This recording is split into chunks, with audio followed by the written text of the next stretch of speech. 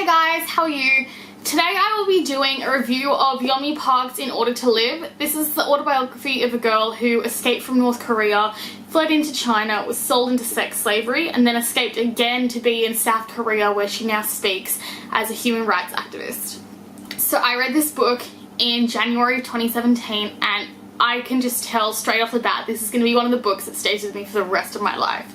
I was so moved and inspired by Yeonmi's story that I just had to make a video about it.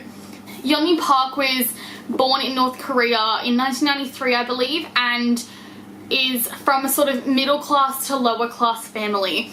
Her father, however, was trying to make more money on the side by selling illegal goods from China, and therefore when he was discovered doing that, he was put in jail, and her family lost their entire wealth and social standing. This book is split up into three parts. Part set in North Korea, part set in China, and a part set in South Korea, and follows the first 20 or so years of Yeonmi's life. So I'm going to try and make this as non-spoilery as I can, but as it is an autobiography, her life is not something you can really spoil. Lots of the back of the book tells you about the three different parts of the book that I'm going to talk about. And therefore, I'll try, like I said, I'll try and make this as non-spoilery as I can, but the back of the book does talk about these things, and if you know anything about her life, I'm sure you will know about these three particular parts. So, North Korea is a very totalitarian, dictatorship-like situation where the people of the country think that their leader is literally a god that can read their mind and can understand all of their feelings and thoughts. So Yeonmi Park grew up in a situation where she couldn't, free thought, free speech, free anything was non-existent. And she talks about that throughout the book, and it is so hard to believe and understand. Like, when I first started reading this book, I genuinely found it hard to comprehend what she lived in, because as a westernized person living in a privileged country, I couldn't comprehend not being able to think for yourself. And I found that extremely interesting, because later on in the book, when Yeonmi gets to South Korea and is finally free, she has to literally be taught how to be westernized. And I found this so remarkable. Like, she talks about how she cannot, when someone asked her what her favorite color was, she had no idea. And so she asked the lady who asked her what her favorite color was, and she replied pink. So Yeonmi was like, my favorite color is pink too. And it just, she had to literally teach herself that her opinion was valid and that she wasn't going to get killed for having one. And this is just, that was, I think, honestly, as much as her entire story was absolutely phenomenal, the part that hit me the most was when she was westernized in South Korea. Because you read her entire story going, oh, that's dreadful. I can't believe a young girl could go through this.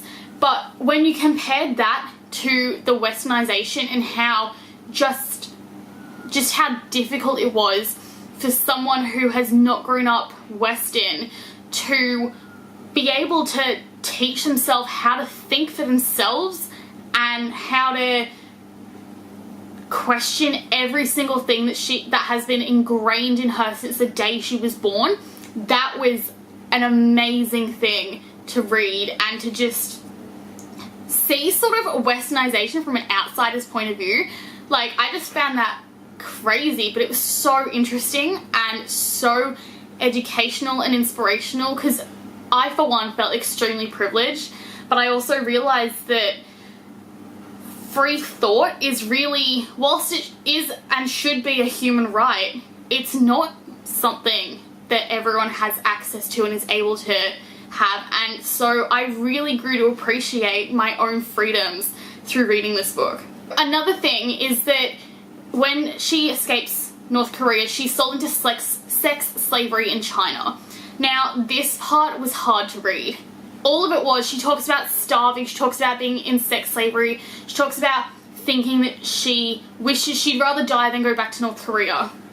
However, this part where she was sold into sex slavery was extremely difficult and hard to read. Yeonmi Park was 13 when she fled to China with her mother, and the Chinese broker there wanted to rape her, but instead her mother gave herself up so that Yeonmi would not have to be raped by this Chinese broker. So at the age of 13, Yeonmi was subjected to sexual assault, sexual abuse and rape, and also had to watch her mother being raped in front of her eyes. I believe that this was about 2007, 2008 or so when this was happening, and so as a young person who was only a few years younger than Yeonmi, I could picture what I was doing during this time. Like, this had such a big impact on me. I was like, oh my gosh, I was sitting in a classroom learning my times tables whilst this girl who's only a couple of years older than me was fleeing her country and being raped and seeing her mother being raped right in front of her eyes. So it was such a big wake-up call for me, being like, Eleanor, you are so privileged, you are so lucky, and there is so much out there that is hidden from the world, hidden by the media, hidden by multinational companies, organizations and leaders, and you have to educate yourself and wake up. And so this is part of the reason why I'm making this video. I am very passionate about this now, and I would very much like to help educate people, firstly about the issues going on in the world, but secondly about just how lucky and privileged they are, because this is one of the worst situations you can be in. North Korea is the most underprivileged country in the world as far as I'm aware, in terms of having the like totalitarian dictatorship and without free thought, etc. Throughout this book, Yeonmi talks about her learning about how the world is different to how the Kims depicted it as. You really come to gain an understanding of just how oppressive North Korea is. And her story is amazing. When she reached China, she almost befriended her rapist and captor. Throughout her time in China, Yeonmi actually came to help her captor and rapist, and almost formed a sort of Stockholm Syndrome-like relationship with him. It gets a bit confusing about where the line is, but you could tell that her captor actually cared for Yeonmi. So she offered to help with the business in return for him helping to find her mother, father and sister. And throughout her time in China, her mother was actually returned to her, her father was brought over from North Korea, and they still could not find her sister. But this captor actually helped Yeonmi to find her family in return for Yeonmi helping with his business. So in a way you could tell that he was not the normal captor. He did care for Yeonmi in his own weird way. He did rape her, but at the same time he did care for her. Like when she said no, he would actually back off often because he realized that she would rather die than be raped, and he was not willing to let that happen.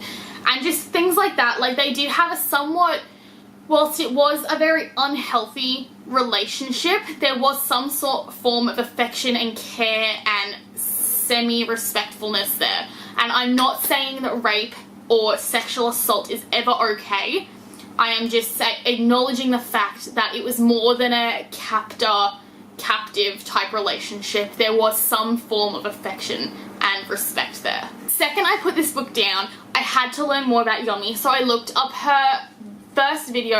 So she talks about this in her book. Once she reaches South Korea, she starts speaking out about her escape from North Korea, and that is how she's gotten so much fame since then. But her first speech ever was at One World Youth, which is, I believe is what it's called, in Ireland.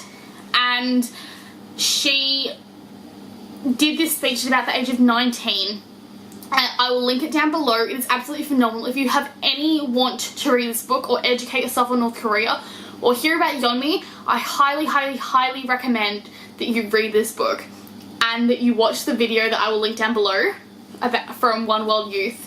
It was heartbreaking. I was bawling my eyes out whilst I watched this video. One of the most heartbreaking parts of this book, I found one of the most harrowing, was actually her escape from China to South Korea. She crossed the Gobi Desert and had no knowledge of what would be there. She was helped by these Christians who basically sent her across the Gobi Desert with her mother and a bunch of other people who she actually got separated from. It was only her and her mother.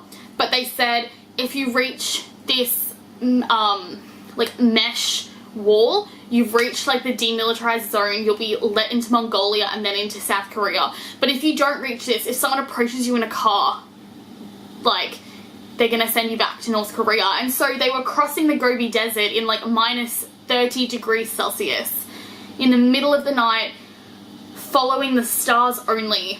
And it was just such a harrowing experience to have to read, let alone live. And she just talked about how she had a razor in her pocket that she'd slit her throat from, and how she'd rather die alone in this desert than be sent back to North Korea. And I think that speaks volumes about how dreadful the country is.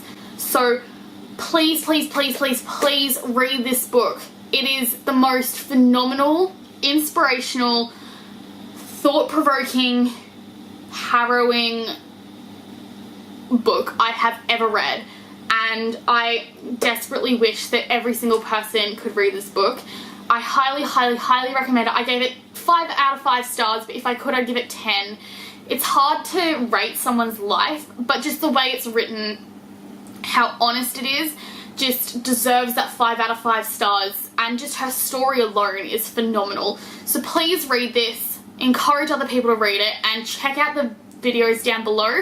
I will link her One World Youth video and another one which I found with an American journalist, I believe, from when she's a little bit older, and they're just both extremely informative. Please watch them. Thank you so much for watching. I'll see you guys in another video soon. Bye!